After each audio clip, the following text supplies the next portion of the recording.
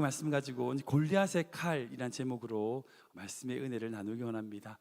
오늘은 맥주 감사 주일입니다. 상반기 동안 지켜주신 그 하나님의 은혜를 감사하는 절기죠. 헬라어로 감사란 단어가 유카리스테오란 단어인데, 이 단어를 문자 그대로 직역하면 하나님이 내려주신 선물이란 뜻입니다. 즉, 우리가 감사하는 것은요, 우리 힘으로 하는 게 아니에요. 우리 힘이 아닙니다. 마치 하나님이 내려주시는 선물 같다는 거죠. 그런 의미에서 우리가 어떤 문제든지 어떤 상황에도요, 감사한다는 것은요, 그건 정말 하나님의 선물인 겁니다. 그 선물을 누리는 겁니다. 그리고 그 감사라고 하는 단어가 유카리스테오가 결국 은혜라고 하는 카리스라고 하는 단어와 어원을 같이 합니다. 즉, 감사라는 것은요, 은혜를 아는 거예요. 은혜를 아는 거예요. 감사하는 것은요, 그 은혜를 알 때 나오게 되는 겁니다. 저는 우리 모든 성도님들이 감사하는 성도 되시길 주님을 축원합니다. 축원합니다. 감사할 조건들이 있기 때문에 감사하는 인생이 아니라, 어떤 환경일지라도 감사를 선택하기에 감사하는 믿음 되시길 기도합니다. 우리 교회 매주마다 이제 달력이 나눠드렸잖아요. 올해 처음에 마침 제가 설교 준비하다가 이번 달 달력이 딱 돼서 넘긴다고 딱 넘겼는데, 너무나 귀한 문구가 있더라고요. 엘리자베스 엘리엇이라고 하는 여사가 쓴 문구인데, 하나님, 감사가 삶의 습관이 되게 하소서라고 적혀 있습니다. 집에 가서 한번 보세요. 7월달 달력이 이렇게 적혀 있습니다. 감사하는 삶이 습관이 되게 하소서. 여러분, 이 말을 했던 엘리자베스 엘리엇이 누군지 아세요? 얼마 전에 제가 금요 설교 때 말씀 나눴는데, 아우카족에 가서 순교를 당했던 짐 엘리엇의 부인입니다. 남편이 그 아마존 부족에게 가서 순교를 당하고, 이후에 이 부인이 직접 그 부족에 들어가서 그 부족을 복음화시켰던 위대한 선교사였어요. 솔직히 그녀가 감사할 게 뭐가 있습니까? 감사할 게 뭐가 있어요? 남편이 그렇게 죽어버렸는데. 그러나 그녀의 기도 속에 감사가 삶의 습관이 되게 해달라는 기도, 여러분, 이게 정말 위대한 기도입니다. 저는 이 엘리자베스의 기도가 저의 기도가 되길 소원합니다. 성도님들의 기도가 되길 기도합니다. 오직 하나님의 은혜를 알 때에 그 은혜로 말미암아 감사를 누릴 때, 여러분, 그것이 바로 하나님의 마음에 합한 자의 모습인 줄 믿으시기 바랍니다. 오늘 본 말씀을 보면 사울 왕을 피해서 도망을 다니던 그 다윗이 어디로 가느냐, 노비라고 하는 제사장을 만나는 것을 우리는 보게 됩니다. 지난주에 그 다윗이 사랑하는 친구였던 그 요나단과 헤어지고 나서 더 이상 그 예루살렘에, 그 성에 있을 수 없다는 것을 판단하여 도주합니다. 근데 제일 먼저 찾아간 곳이 어디냐? 바로 노비입니다. 왜? 그곳에 하나님의 성막이 있었기 때문입니다. 즉, 다윗은요, 하나님의 임재의 상징인 성막을 찾아갔습니다. 그리고 읽으신 대로 그곳에서 제사장만 먹을 수 있는 진설병을 먹었고, 또한 그곳에 있는 골리앗의 칼을 받는 장면을 볼 수 있습니다. 물론 진설병에 관한 것도 설교할 부분이 참 많지만, 뒤에 부분인 그 골리앗의 칼이라고 하는 것에 좀 집중하여 그 칼을 두 가지 관점에서 한번 묵상해 보기 원합니다. 맥주감사 주일에 이 골리앗이 가지고 있는 칼의 긍정적인 부분, 또한 부정적인 부분, 둘 다를 한번 나눠보기를 원합니다. 첫 번째로요, 다윗의 지금 손에 있는 그 골리앗의 칼은 바로 살아계신 하나님, 하나님의 살아계심의 증거라는 거예요. 우리 같이 읽어볼까요? 시작. 하나님이 살아계심의 증거인 골리앗의 칼. 한 번 더 읽겠습니다. 하나님이 살아계심의 증거인 골리앗의 칼. 우리 갈라디아서 말씀인데요, 같이 읽어보겠습니다. 시작. 이후로는 누구든지 나를 괴롭게 하지 말라. 내가 내 몸에 예수의 흔적을 지니고 있노라. 아멘. 갈라디아서 가장 마지막에 사도 바울이 이렇게 선언합니다. 내 몸에 예수의 흔적을 지니고 있다. 여기서 말하는 이 예수의 흔적이라고 하는 흔적이 바로 헬라어로 스티그마입니다. 바울의 몸에 예수의 흔적, 예수의 스티그마가 있다는 거예요. 사실 여기서 말하는 이 스티그마가 정확하게 무엇인지는 알 수 없습니다. 그러나 대부분의 신학자들이 어떻게 얘기하냐, 그 바울이 복음을 위하여 살아갔던 삶의 흔적이다라고 추정합니다. 복음을 전하다가 돌에 맞은 흔적, 빌립보의 여종을 고쳐주고 그 감옥에 가서 채찍을 맞았던 그 채찍 자국, 열병에 걸리고 바다 풍랑을 헤쳐가면서 그가 나올 때 그런 수많은 일들 속에서 그의 몸에, 그의 삶에 새겨졌던 여러 가지 흔적들, 그것이 바로 바울의 스티그마, 흔적이다라고 많은 신학자들이 추정합니다. 사랑하는 여러분, 여러분들 교회는 어떤 곳일까요? 교회는 어떤 곳일까요?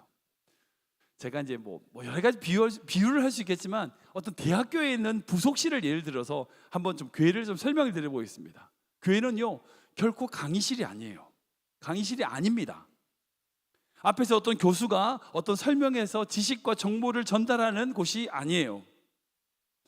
교회는 도서관이 아닙니다. 어마어마한 지식들이 쌓여 있는 공간, 여러분 그것이 교회가 아니에요. 교회는 연구실이 아닙니다. 혼자 머릿속으로 상상하고 생각하고 연구하는 곳, 생각하는 곳이 아니에요. 교회는요 실험실입니다. 실험실이에요. 교회는요 말씀을 삶에 적용하고 그 말씀이 진짜인지 아닌지 실험하고 증명하는 곳입니다. 많은 성도들이 교회를 마치 강의실로 생각해요. 도서관으로 생각합니다. 연구실이라고 생각해요. 아니요, 그렇지 않습니다. 교회는 실험실이에요. 교회의 제일 중요한 것은 말씀을 적용하는 거예요. 말씀대로 살아가는 거예요. 그 말씀이 진짜인지 아닌지 실험하는 것이에요. 그 실험체가 뭐예요? 바로 여러분들이에요. 여러분의 삶이에요. 혹시 실험하다가 실수할 수 있죠. 예, 그럴 수 있습니다. 실패하기도 합니다.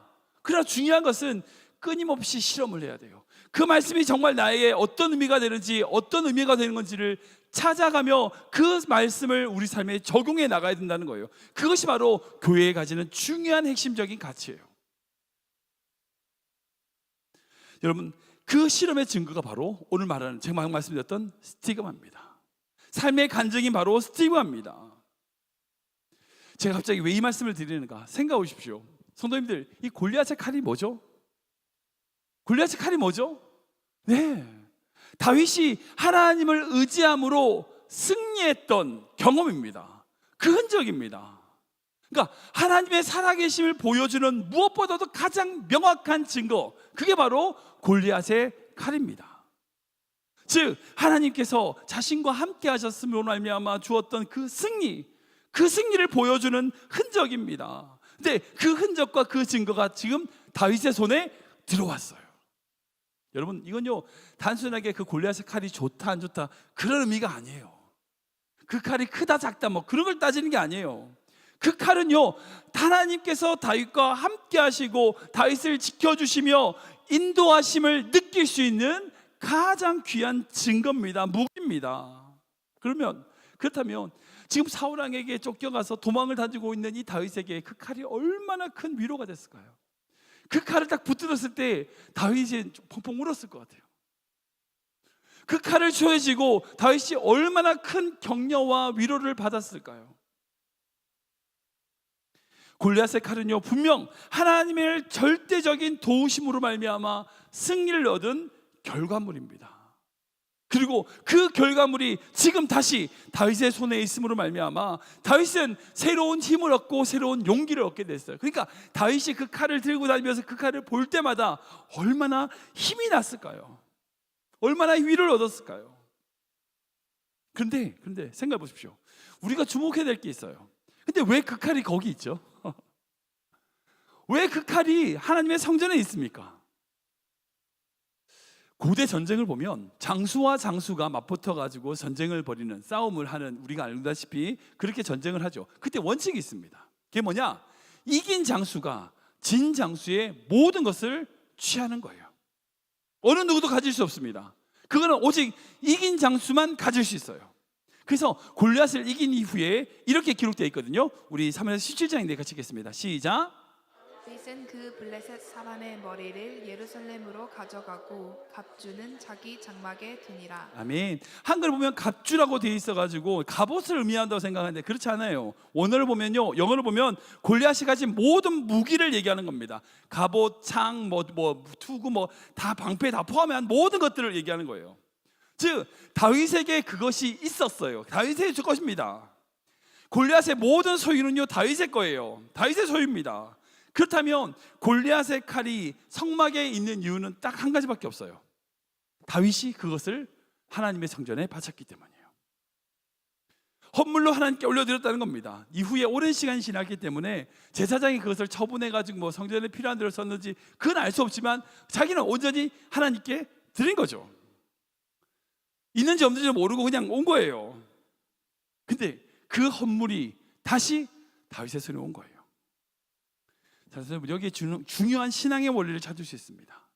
우리가 하나님께 귀한 것을 드렸더니 하나님은요, 가장 완벽한 시간, 가장 완벽한 타이밍에 다시 그것을 다윗의 손에 주세요.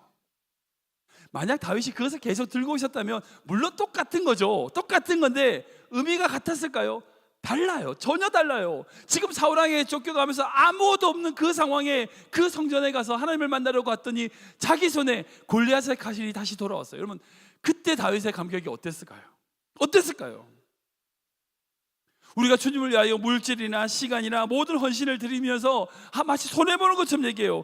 절대 그렇지 않아요. 하나님은요, 우리가 드린 것을 가장 완벽한 시간, 가장 완벽한 타이밍에 다시 우리에게 돌려주시는 분이에요. 믿으시기 바랍니다. 솔직히 하나님 우리한테 무슨 우리의 물질이 뭐가 필요하겠어요? 우리 헌신이 뭐가 필요하겠어요? 그러나 그것을 하나님이 요구하십니다. 왠지 아세요? 하나님 위해서요? 아니요, 우리를 위해서요. 우리를 위해서요. 우리가 주님께 그렇게 드리게 되면 하나님은 하나님의 놀라운 시간, 그 놀라운 역사의 방법을 통하여, 우리가 상상할 수 없는 방법을 통하여 우리가 가장 필요할 때 가장 완벽한 시간에 다시 우리에게 주시는 거예요. 여러분, 그것을 믿으세요. 그것을 믿는 자는요, 하나님께 드릴 수 있어요. 드릴 수 있어요. 맥주감사주일에 우리가 기억해야 될 가장 중요한 것은요, 우리 인생 모든 것은 하나님이 이미 우리에게 주신 것이라는 거예요. 우리 힘으로 한 게 없어요. 그러게 우리가 주님께 그걸 드린다면 또한 주님께서 다시 우리에게 하나님의 때에 가장 좋은 것으로 갚아 주신다는 겁니다. 더 놀랍게 채워주신다는 거예요. 제가 그렇게 생각하면서 그 말씀이 떠올랐어요. 예수님께서 그 말씀 하시잖아요. 겉옷을 원하는 자에게 속옷같이 내주라. 말이 안 되죠. 아니, 옷을 달라고 그것만 주면 되는데 어떻게 겉옷까지 다 벗어줘요? 발가벗고 다니라는 얘기예요? 어떻게 다 줍니까? 근데 놀라운 사실, 그렇게 자기에 있는 겉옷과 속옷같이 다 내어주면요, 어떻게 되는지 아세요? 주님께서 주신 새 옷을 입을 수 있어요. 그게 성경의 법칙입니다. 내 거라고 해가지고 꼼을 줄 수 없어요. 안 돼요. 내 거예요. 그런 자는요, 절대 하나님이 주시는 거룩한 새 옷을 입을 수가 없어요. 기꺼이 나의 것을 주님 앞에 올려드릴 때에, 내어줄 때에 하나님이 예비하신 놀라운 새 옷을 입을 수 있는 거예요. 저는 모든 성도님들이 하나님께 들음으로 말미암아 더 놀라운 것을 채우시는 그 하나님의 채우심을 경험하는 귀한 성도들 되시길 축원합니다. 다윗이 죽음으로부터 살기 위하여 도망을 치고 있을 때에 그에게 새로운 힘과 새로운 소망을 줬던 그 골리앗의 칼, 여러분, 그 칼은요, 이전에는 분명 극악무도한 그런 거인이 써든 악한 칼이었어요. 그런 무기였습니다. 가장 악한 도구였어요. 그러나 하나님 손에 올라갔다가 내려올 말미암아 그게 뭐에 돼요? 가장 위로를 주고 가장 힘을 주는, 용기를 주는 도구가 되는 거예요. 이게 성경의 법칙입니다. 우리가 우리 뜻대로, 우리 의지대로 살면요, 때로는요, 끊임없이 충돌하고 부딪혀요. 악한 도구입니다, 우리는. 그러나 하나님 손에 의탁하고 주님 손에 맡겨졌다 다시 오면 어떻게 되는지 아세요? 우리의 삶은요, 하나님의 거룩한 도구가 될 수 있는 거예요. 저는 모든 성도님들이 주님 손에 붙들 말미암아 하나님의 도구로 쓰임받는 귀한 믿음의 성도 되시길 주님의 이름으로 축원합니다.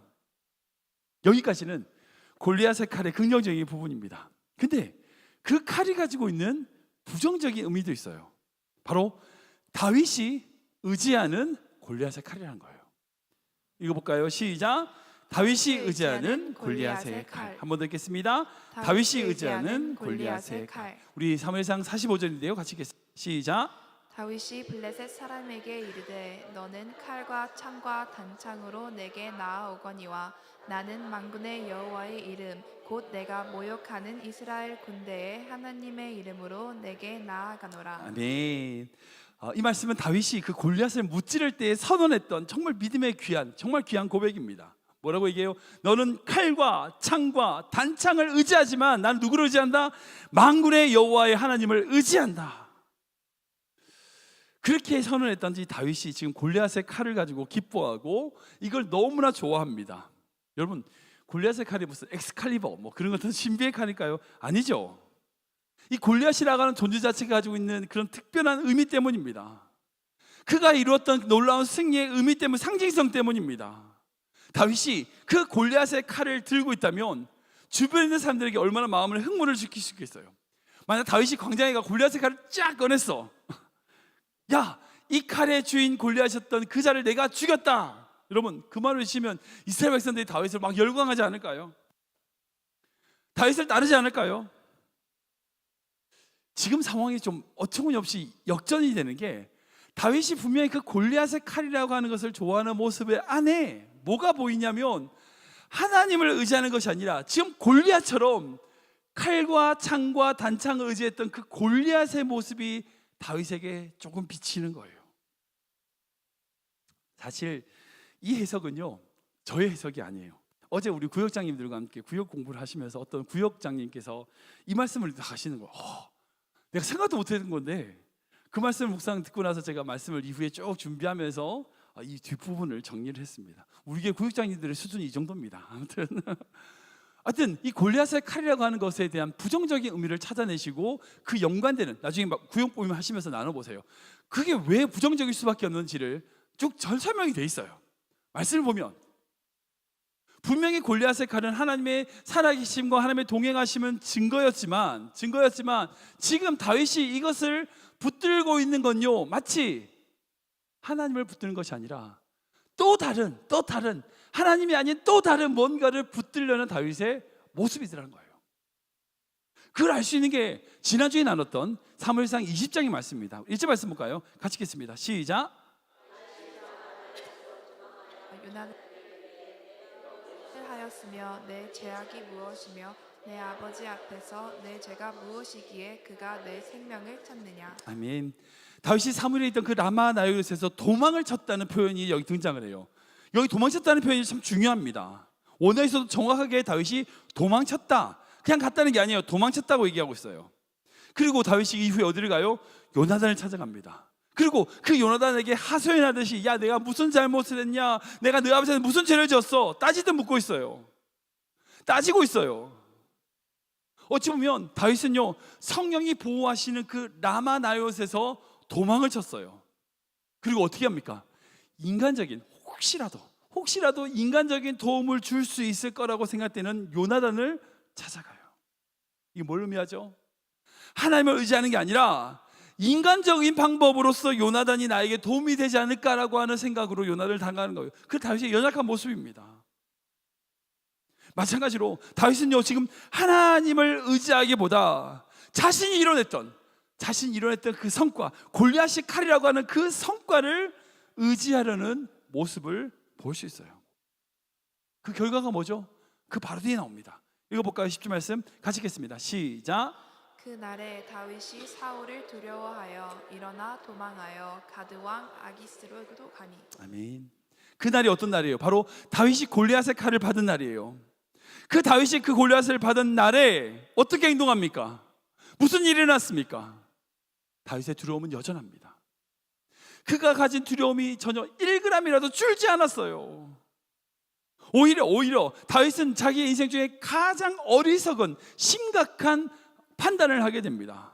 어디로 도망가요? 가드로 가요. 그 가드가 어디예요? 자기가 죽였던 그 골리앗의 고향이에요. 아니, 아무리 상황이 안 좋아도 어디 다윗이 거기를 갑니까?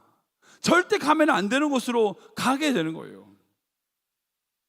이렇듯 해결되지 않는 불안과 두려움은요, 무서워요. 왠지 아세요? 그 불안과 두려움으로 잘못된 판단을 하게 만들어요. 방향을 잃게 만드는 거예요. 불안하고 두려울 때 그래서 뭔가를 결정하면 안 돼요. 위험합니다. 더 큰 문제를 만들 수 있어요. 먼저 불안과 두려움을 해결해야 돼요. 결국 이 칼로 말미암아 무슨 일이 하는지 아세요? 엄청난 비극이 초래됩니다. 다음 장인 22장에 오늘 나왔던 그 도액이란 자가 등장하는데 이렇게 사울에게 얘기합니다. 같이 읽겠습니다. 시작. 그때 에돔 사람 도액이 사울의 신하 중에 섰더니 대답하여 이르되 이새의 아들이 노베 와서 아히두베의 아들 아히멜렉에게 이른 것을 내가 보았는데 아히멜렉이 그를 위하여 여호와께 묻고 그에게 음식도 주고 블레셋 사람 골리앗의 칼도 주더이다. 아멘 하기도 그렇네요. 여러분들 이게 너무나 비참한 사건인 게 그 뒤로 이 일로 사울 왕이 화가 나서 노브를 찾아갑니다. 쳐들어갑니다. 그리고 그곳에 있는 제사장 85명을 죽이는 일, 그런 비참한 결과로 이어지는 거예요. 사울 왕이 생각할 때 그 다윗이 골리앗의 칼을 들었다는 것은요, 자기에게 반항하고 자기에게 반란을 일으킨다고 하고 오해한 거예요. 그것으로 이어지는 겁니다. 억울하게 죽임을 당했던 그 제사장과 그 가족들에게 정말 비극적인 사건으로 이것이 이어지게 됩니다. 물론 이 골리앗의 칼은요, 하나님의 살아계심의 증거입니다. 그게 분명해요. 그런데 다윗이 어렸을 때에 골리앗과 싸울 때에 보여줬던 하나님의 살아계심의 증거입니다. 다윗은요, 지금 그 시간에 하나님의 살아계심의 증거가 필요합니다. 그 골리앗의 칼만 붙들고 있어서는 안 되는 거예요. 제가 목회자로서 목회하면서 듣는 이야기 중에 많은 이야기들이 그런 얘기도 있어요. 목사님 예전에는 제가 어떻게 하고 예전에는 제가 신앙생활 어떻게 하고. 좋아요. 그렇죠. 그렇게 하는 게 나쁜 게 아니에요. 좋은 일이죠. 근데 지금은요. 그때는 막 이렇고 저렇고 좋아요, 감사해요. 근데 지금은요. 혹시 옛날에 했던 신앙생활 그것만 붙들고 지금도 마치 송장을 붙드는 것처럼 그 골리앗의 칼만 붙들고 있는 다윗의 모습은 아닙니까? 지금 나와 함께 하신 하나님과 그 하나님을 위해 살아가는 믿음의 삶이 중요한 거예요. 물론 나의 과거 속에서 하나님과 함께 하셨던 것들을 추억하고 붙들어야 되지만 그것이 전부인 양, 그것이 나의 삶의 모든 것인 양 해서는 안 된다는 겁니다. 그래서 여러분들 아시지 모르지만 가장 위험한 사람이 누군지 아세요? 성공해본 사람이에요. 자기 경험으로 성공해본 사람이에요. 해봤더니 됐거든. 그러니까 계속 그것만 하는 거예요. 아니요, 끊임없이 변화되고 지금 나와 매일 함께 동행하시는 하나님과 늘 붙잡아야 됩니다. 나의 성공과 나의 경험을 붙드는 것이 아니라 지금 나와 동행하시는 하나님을 붙들어야 돼요. 그래야 두려움을 이길 수 있습니다. 말씀을 정리하겠습니다. 오늘 골리앗의 칼에 대해서 함께 나눴습니다. 오늘 말씀을 가지고 이렇게 들으시면서 성도님들의 질문이 이렇게 생길 수 있을 거예요. 목사님, 그러면 골리앗의 칼을 그 하나님의 흔적인 그 칼을 가시란 말씀이에요? 가지지 말란 말씀이에요? 저희 대답은 그 골리앗의 칼이라고 하는 하나님의 증거를 가지고 또한 버려야 된다는 거예요. 여러분, 우리 인생은요 절대 점이 아닙니다. 그죠? 점이 아니에요. 선입니다. 선. 과거로부터 쭉 이어져 온 선이 우리의 인생입니다. 그러니까 들쑥날쑥하기도 하고요, 오르락내리락 하기도 하지만 과거의 어떤 경험들과 결정들이 지금의 우리의 모습이 되는 거죠. 분명히 우리의 지금의 삶은 과거와 연결되어 있습니다. 또한 우리의 미래는 지금 우리와 연결되어 있어요. 마치 맥주 감사주일에 이제 딱 감사하게도 6개월이 지난 이 시점에 우리가 드리는 예배인데 6개월 동안 지나왔던 시간 또한 앞으로 살아야 될 6개월이라는 시간은 오늘이라고 하는 선으로 연결되어 있어요. 그렇다면 과거에 있었던 하나님의 살아계심의 증거를 우리는 날마다 기억해야 돼요. 붙들어야 돼요. 바로 골리앗의 칼과 같은 은혜, 그 하나님의 살아계심을 오늘 하루 맨날 하루하루 살아가면서 하나님의 그 붙들어야 됩니다. 우리에게 그 칼이 필요합니다. 오늘의 삶에 승리하기 위해서는요, 과거에 계신 하나님과 함께하고 붙들었던 그 증거가, 흔적이 반드시 필요해요. 마찬가지로 앞으로의 삶을 우리가 주님과 함께 바르게 살아가기 위해서는요, 과거에 있었던 그 칼이 아닌 지금 내와 동행하시는 살아계신 하나님의 증거를 붙들어야 돼요. 그렇다면 지금 우리가 그 칼을 쥐고 있지만 또한 그 칼을 과감히 주님 앞에 내려놓는 믿음의 성도가 되어야 된다는 거예요. 과거의 칼이 아니라 지금 나를 붙드시는 하나님의 그 칼을 붙들어야 된다는 거예요. 저는 우리 모든 성도님들이 이제 6개월이 지나고 새로운 6개월을 맞는 이 맥주 감사 주일에 정말 지금까지 인도하셨던 그 하나님의 그 감사, 그 놀라운 은혜를 기억하고 앞으로의 삶에서 하나님과 동행하며 지금 나의 삶에 무슨 결정해야 될지 그 모든 것 속에서 주님과 동행하는 귀한 믿음의 성도 되시길 축원합니다. 비록 우리 인생이요 고통이고 눈물이고 아픔이고 그런 모든 것들이 있다 할지라도 그것조차도 감사하시기 바랍니다. 그런 의미에서 날마다 우리는 주님의 얼굴을 구해야 돼요. 바라봐야 돼요. 여러분, 지금도 우리 하나님은요, 우리를 고치시고 우리를 붙드시고 우리를 새롭게 하시는 분이십니다. 그 하나님의 손에 우리의 모든 삶을 맡기는 귀한 성도 되시길 주님으로 축원합니다.